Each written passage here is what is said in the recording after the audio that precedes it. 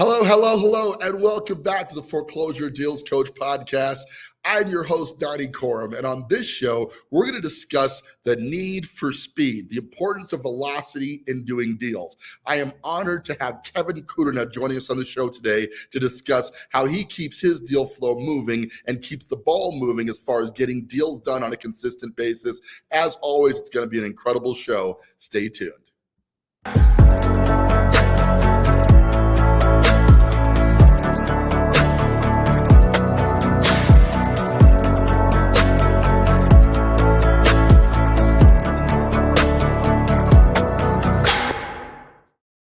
Hello, hello, hello, and welcome back to the Foreclosure Deals Coach podcast. I'm your host and Foreclosure Deals Coach, Donnie Corum.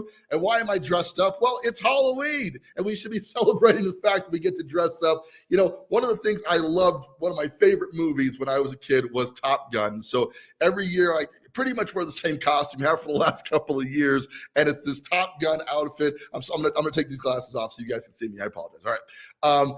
But today we're going to talk about the importance of velocity in deals. See, when you're doing a deal, when you're finding it, figuring it, funding it, fixing and flipping it, the common theme is you have to do it quickly in order to maximize your return on investment and minimize your opportunity cost on doing the next deal. Well, today we have one of our partners in the Foreclosure Deals Coach program, Kevin Kudrna, joining us on the show to talk about how he maximizes his velocity and give you a quick introduction to somebody you're going to be seeing a lot around here on the Foreclosure Deals Coach team. Without further ado, let's get him on the stage. Mr. Kevin Kudrna, buddy, how you doing? Hey, I'm doing pretty good. How are you?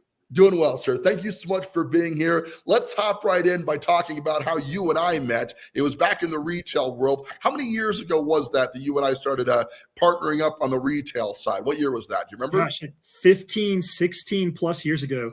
Man, that's crazy. It's just crazy that we went that far back together. And obviously we met in the retail world at Keller Williams, right? So how long have you been a retail agent?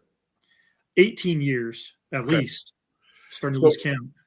In 18 years, you've done a series of retail deals, obviously, but also you're a fix and flipper yourself. Can you just kind of dive into how many deals do you think you've done overall in your career? We're going to discuss one deal you've done more recently, but how many deals overall do you think you've gotten to? You know, in combination with others as well as my own, nowhere near where you're at, 300, 400 plus, but I think I'm probably in like the 20s, 30s in total between myself and with partners. That's quite a few. I mean, doing that, and those were fix and flips. Obviously, you bought and hold. You also own some Airbnb property down in Tennessee, right? Yep, in the Smoky Mountains. That's incredible. All right, so pretty extensive investment career. Now you're working on the Foreclosure Deals Coach team, kind of as the regional liaison, helping people get into the program and work through it. Tell me a little bit more about what you envision your role here on the team to be and how you're going to help people to do more deal volume. Yeah, really just making sure that people have a full understanding of the program, that they feel comfortable, that there's trust involved. You need to be able to push the button and know that you're about to go into an awesome process. So just making sure that you have a seamless process from beginning to end, a great experience, and every single aspect of the process is important to ensure that it's seamless. Making sure you're fully aware of who your team members are that you're going to be working with, and having a successful transaction and loving it so much that you want to keep doing more. That's truly the idea, right? I mean, a lot of people, there's a lot of gurus out there, and you and I actually mentored under, similar. Mike Jake was one of our mentors from way back in the day. But one of the takeaways I had when I was mentoring under him was that this is about the process. It's something that you're trying to learn, so you not just do it once. How many investors have you seen do a deal, right, have a bad experience, and then never do another deal? How often is that in the industry, do you think? I'd say the vast majority of people quit after the first one. And I mean, you've seen the flipping shows, and of course it's reality TV, but people have a bad experience, they move on. And of course you have to, when sometimes things do go bad, but you have to be diligent and you have to keep pushing forward. You just learned the best lesson of all. When things don't go good, those are learning opportunities as well. So you have to take the good with the bad. But of course, we're trying to mitigate that here and not have a bad experience, buy it right, scope of work properly, fix properly, get it on the market at the right price, with the right marketing, sold. Absolutely. And people don't understand that it really does come down to the team. This is not a solo sport. It looks like a solo sport because individual investors are buying the deal. But the reality is everything you said. There are several parts of the process. Finding deals is a big part that we help our clients with, obviously.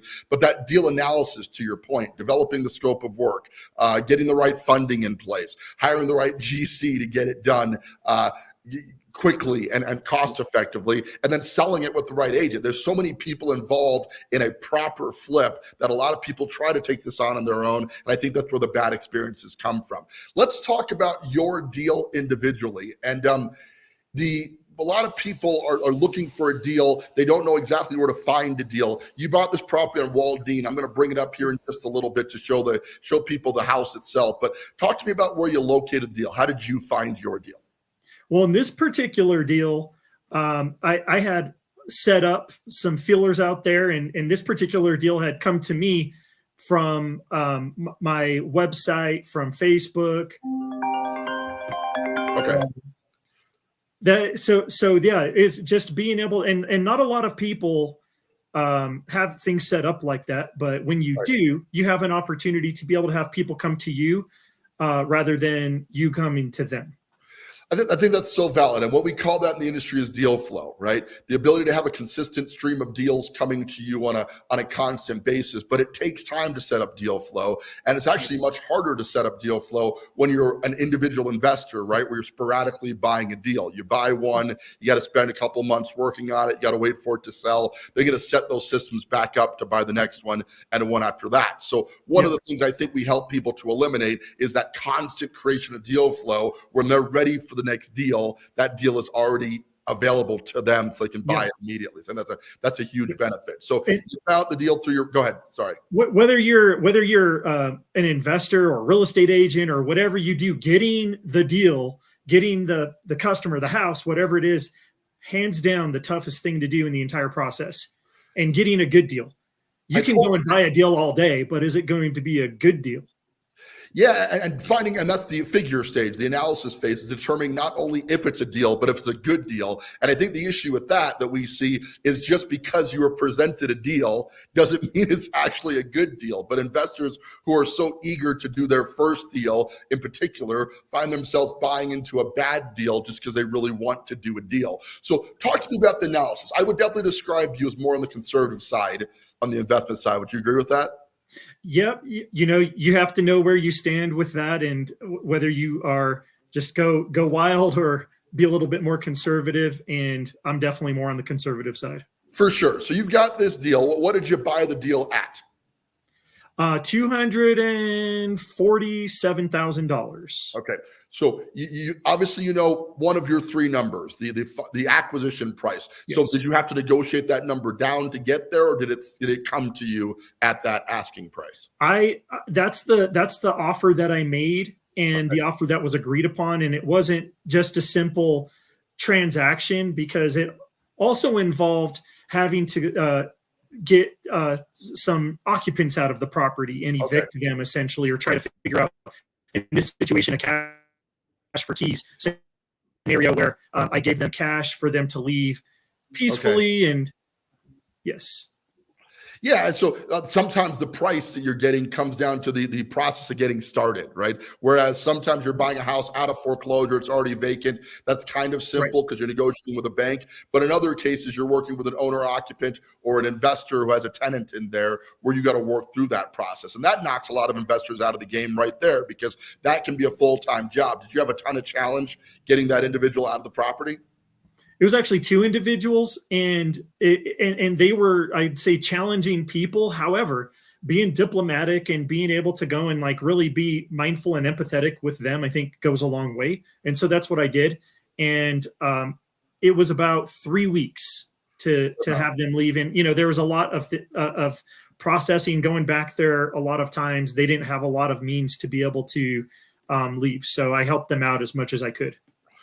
I love that. So, the easier numbers to determine in this are the acquisition price and then the resale price. What did you intend when you were buying it? You're obviously running your after repaired value numbers. You're running your comps.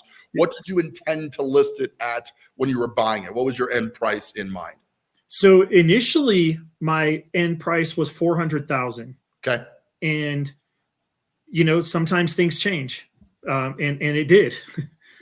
Well, we won't spoil the end on this Yeah. though. Were you pretty close to what you wanted to get for it, or did you end up going more? Ended up going more. That's great. Yeah. Yeah, so I mean, and that happens, right? Where you went in because again, you're conservative, and it's so important we note that, okay? Because you went into this thinking 400,000, and we're not Right. going to spoil the ending here in a little bit, but you were planning on 400,000. So you've got a 240 acquisition price, give or take. You've got a $400,000 ARV. This is where it gets dicey, determining the remodel budget, what you're going to spend on it. So what did you budget for the remodel when you were first evaluating the property, and how did you put that budget together? Sure. Having a partner or having a contractor or somebody that's able to go and help project manage, that's what I did. And it was kind of rough because we went in while the people were still there. Sure. And it wasn't exactly an opportunity for us to slowly go through. And so we were looking at around $80,000 to do this one, because this included additions, permits, putting in a bathroom, and a number of other things. So it was a pretty extensive remodel.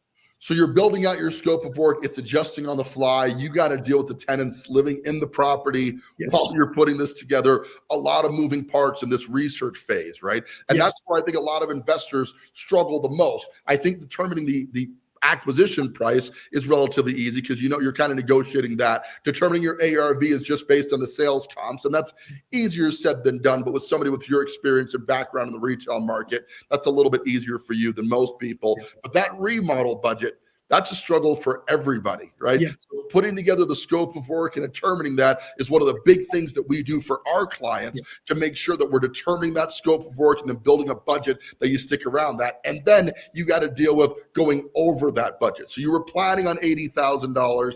What did you ultimately spend on the remodel? I don't know the exact number off the top of my head, but when it was all said and done, and this is my fault, letting the expenses get a little bit crazy. And that's where the importance of having a project manager helping out and going in and holding me accountable as well as the contractor accountable. We were probably closer to about 100,000, 90,000. And, there's always, and this includes inspection items that I agreed to after the fact. Just some things I already knew there was a probability that was going to happen, where there was going to be a request for repairs. So I included that into the number that I could have repaired, or just see if it's something that the buyer really wanted repaired. Sure. And some things they did and some things they didn't. So you find the deal. Usually when you get a great deal on it, they want to close relatively quickly. This is where the speed comes in. How were you able to provide the closing date that they provided? Did you have private money lined up, hard money? How did you ultimately fund the deal? Private money. And, if you're trying to get a loan or you're trying to utilize a bank, just don't. It's not going to happen, and everything's going to fall apart. And truthfully, if you're trying to flip a property, you're probably committing loan fraud, because when you're holding something with the intention of getting rid of it in a 6 or less month process, then, they want you to be a long-term holder of this loan. So I did use private money. And I know there's different resources out there, but that's what I used. Do you remember from contract to close date how much time you were given to close from going under contract?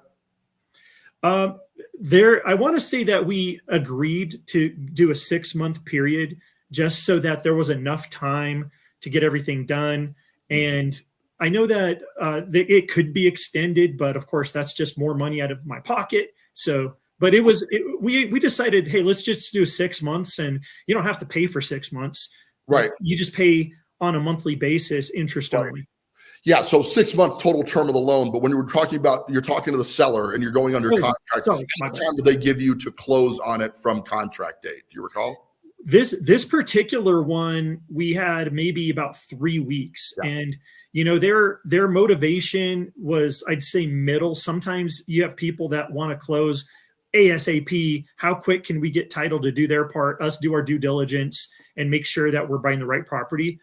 sometimes longer, but this one was about 3 weeks. 3 weeks. And that's important to note, okay? Because a lot of times when you're buying a great deal, you got to keep in mind, you're trying to buy an asset worth 400,000 or even more, and you're trying to get it for 245,000 or whatever you're under contract for. Of course, I mean, 3 weeks is actually a long time in this world. It is. Having private money or hard money is so important to get a really great deal. Again, the speed of capital really counts. This guy's not going to sell it at a $160,000 discount from retail and wait 30 to 45 days for you to underwrite the loan at the same time, right? So these are important factors that are getting this done quickly. And that's why people don't understand a lot of times why speed is so important in this business. But you got to have your finances lined up so you can close quickly, because that's how we get the best deals. So you close on it after 3 weeks. What did you budget for the timeline for the construction to get the property from ugly to pretty? We're going to show pretty off here in just a second. Yeah. And this one was a little bit longer. This goes back to the importance of speed as well. And we're almost doing a showcase on everything not to do, I guess. And for this particular one, it was a little bit slower with a 10-week projection. And really, it comes down to the contractor and their crews and how they're able to go and get things done. And I'd say that could have been done a lot quicker. Sure. And it was just where we were at that moment. Sure. And took a little bit longer. And of course, I paid the price of it.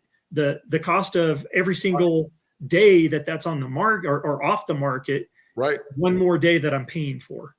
Yeah, and you got to factor that in, right? It's not just what you're paying in construction; it's what you're paying in holding costs plus what you're paying in construction, and that adds up over 10 weeks. I don't think 10 weeks is unreasonable, especially when we show the end product, which we're going to here in just a little bit. But it's like knowing that you're paying that cost construction really keeps you focused on getting this done. You see a lot of the individual flippers, right, who do the work themselves, and they want to take 6 to 8 months to get this thing done.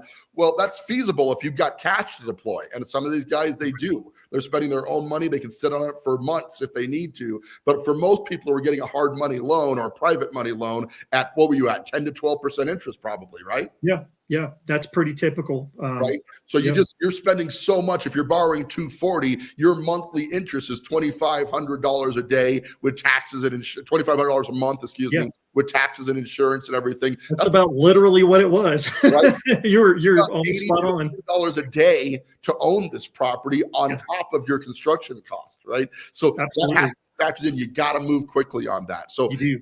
10, 12 weeks, obviously things always take a little longer than we want them to. You get the thing done. This is where speed really played into effect, though. You decided to list it for more than the 400 you originally intended. Let's take a look at the property and find out why. Why did you decide that you could get more than the 400 you originally intended? What about this structure was that? It was sort of a twofold. So for one, sometimes, you mentioned I'm conservative, and I was being very conservative with the numbers at that time. Yes. But after I closed on it, I went and I did a deep dive and just took a closer look at the homes that have sold.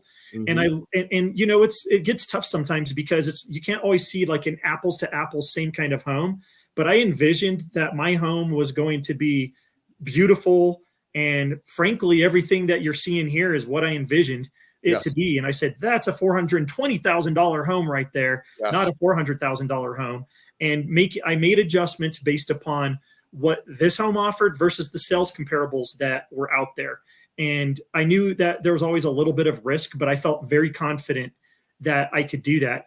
And when I saw the end product, it was gorgeous. And I was like, this is it. Who's going to say no to this property?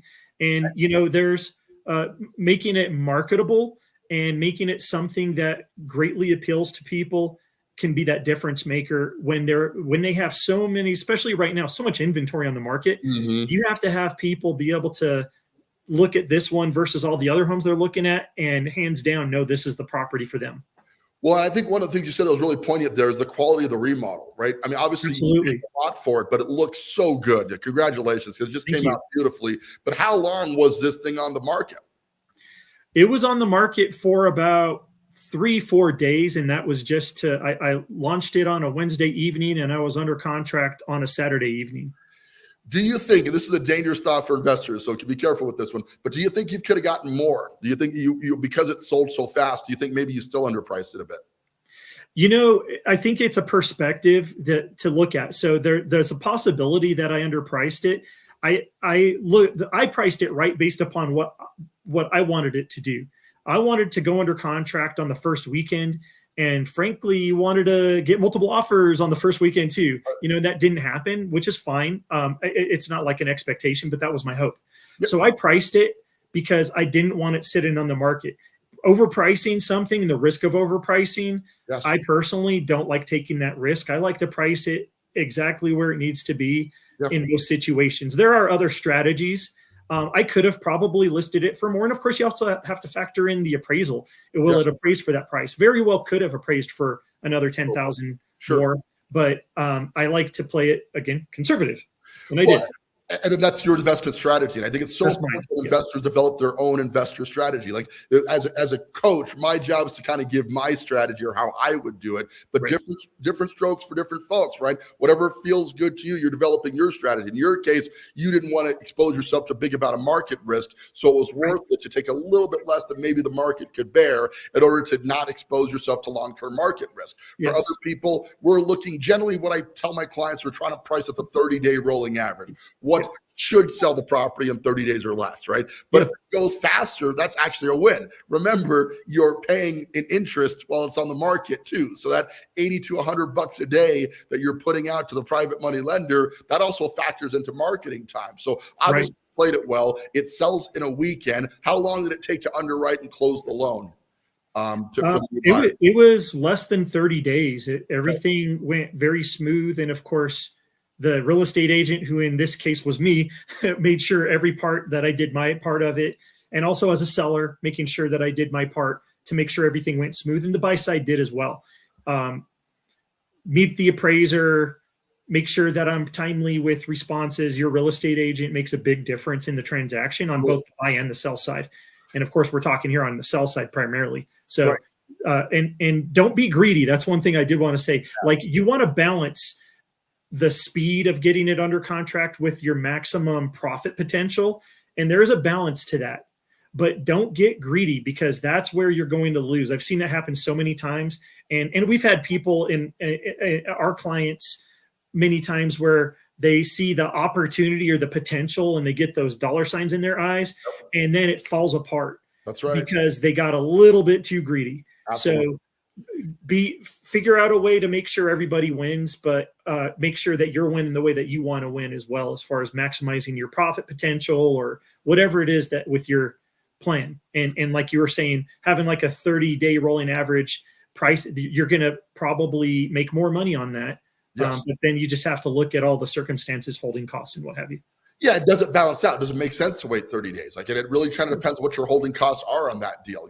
We're doing a lot of deals in Pueblo where, we're financing $110,000, $120,000. So your holding cost per day is down to $30 or $40 a day. It still adds up. But when you compare that to financing $250,000 or $300,000 or $400,000, right, where you're spending $4,000 a month in interest costs, you really have to minimize your market exposure, so you could lose that money waiting for it to sell, right? And fighting over $2 or $3 grand compared to the big picture of making potentially 25 to 30 grand in a deal, it's silly. People kind of step over dollars to get dimes a lot of times because they're trying to get greedy on the play. So it really does depend on your holding costs. I'm glad you brought that up.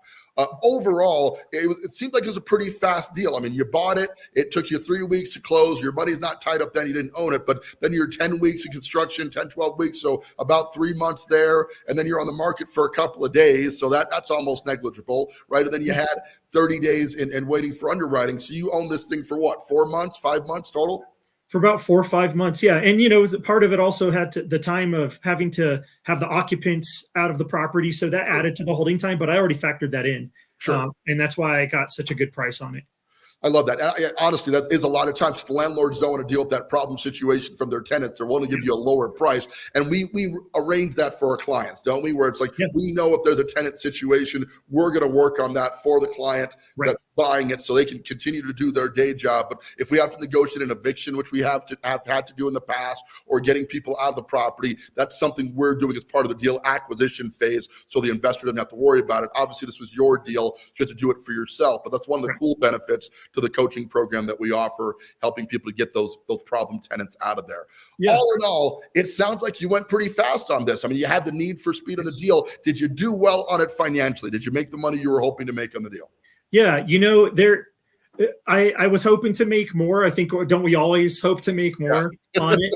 But yeah, I'd say that it still was very profitable at the end of the day. And it's one of those things where looking for opportunities too for the next time.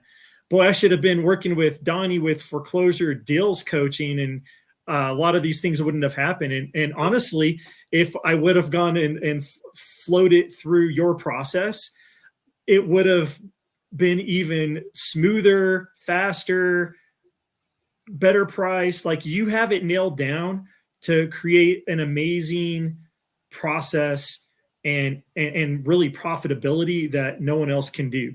Well, not even I can do. I appreciate that. But that's been the idea over 20 years of forming this thing. That didn't come lightly. Obviously, this is a work in progress. Like, people have to advance where they are, their mindset, their processes, their knowledge, and you advance as you go. Here you are 20, 30 deals later. It probably went way smoother than your first one did. Oh, yeah. Right? Well, the first one, and this is where you can go and quit when things don't go right, or you can just press on through. And I lost money. And I was able to look back and look at all the areas that for that first time that could have made a difference. And that actually helped establish a foundation for doing things better thereafter. Yeah, absolutely. And this whole program, the foreclosure profit system, is about shortcutting some of that process. Instead of waiting 20 or 30 deals to learn that, you're getting the advantage of a team of people like yourself who are going to help you to avoid those pitfalls early on, getting you a smoother process much earlier on. The profitability comes with time. We obviously, you don't want to lose money on any deal, and we work really hard to make sure that's not the case, but it's an investment vehicle, and all investing involves risk, right? The question is, do you want to take that risk on your own? Or do you want to take that risk with a team who can help you to thwart some of these obvious issues, making your profitability much more insured? And we guarantee our results. No matter how long it takes, you're going to make at least $25,000 in profit as a result of enrolling in the system. So you really can't lose on this investment. It's just a question of how long it takes you to learn it, right? And for some people, that's instantaneous. And for some people, it takes a little bit more time, right? Listen to the experts. That's what I'd say. Donnie's had wins and he's had losses, and fortunately a lot more wins, but learn from what his victories and his mistakes. And just like reading a book, you have the opportunity to learn from somebody else's experiences instead of you having to go through all them. And so you have like exponential multiplied value here because you have the experts at every stage. Donnie and the crew, the different people set up in every stage of this process. Yeah. It's so important. Like we said, it's a team sport, and that's getting back to the Top Gun reference here, right? That you had a team of top-notch pilots working for you. I'm told that I look like Tom Cruise all the time. I don't know where that comes from. Yeah, but I can see it. You see the team. But yeah, you have your leadership, right? You've got you've got a whole team of guys, and that's what wins the war. That's what wins the battle, is that you've got this whole team with you. That's going to minimize some of the things that can go wrong and maximize your profit and return, because you're not learning this on your own. You're not figuring things out in real time. You can pivot with a team. Stuff goes wrong in every deal, right? You had stuff go wrong in this deal that wasn't intentional. Yeah, things go wrong.